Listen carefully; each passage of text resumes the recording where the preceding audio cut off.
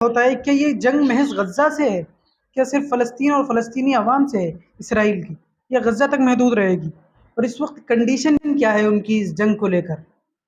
ان کے کیا اقدامات ہیں اور ان کے پس پشت مدد کرنے والی طاقت، ان کے کیا اقدامات ہیں؟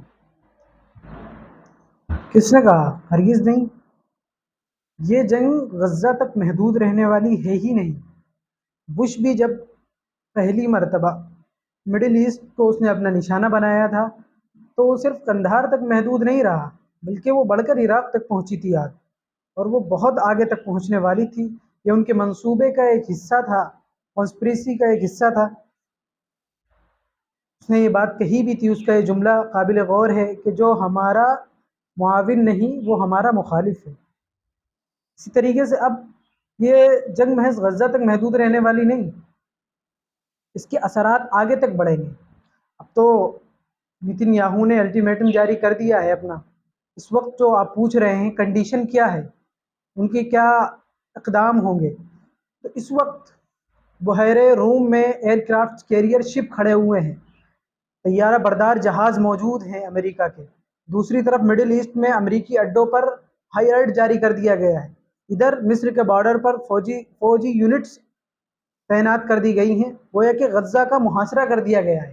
ابھی اخباروں کی سرخیوں سے نکل کر آ رہا ہوں، اس میں بلکہ یہی تحقیق ہے کہ رفح پر مکمل طور پر قبضہ ہو گیا اور وہ برباد ہو چکا ہے، اور لوگوں کو صحرائے سینا کی طرف نقل مکانی پر مجبور کیا جا رہا ہے۔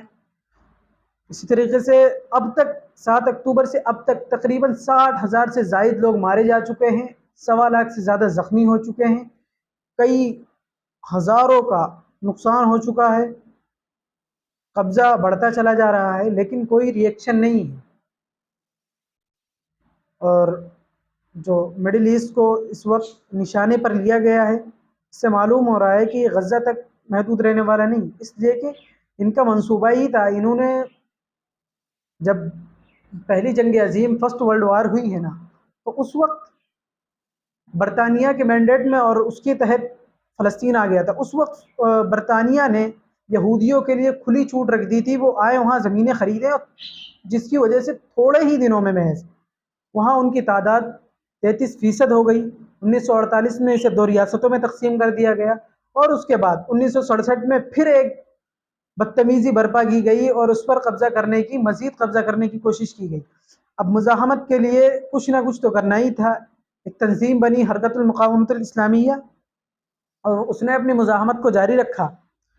آج بھی 7 اکتوبر کو وہی مزاحمت تھی، وہی مزاحمت کی کوشش تھی جو ان پر ایک صدی سے ظلم چلا آ رہا تھا، لیکن پھر بھی نہ دیکھنے والے لوگ عجیب عجیب اس کے بارے میں بات کرتے ہیں کہ 7 اکتوبر کو جنگ شروع ہوئی، جنگ سے پہلے OIC کی میٹنگ اور مشاورتی اجلاس بلانا چاہیے تھا۔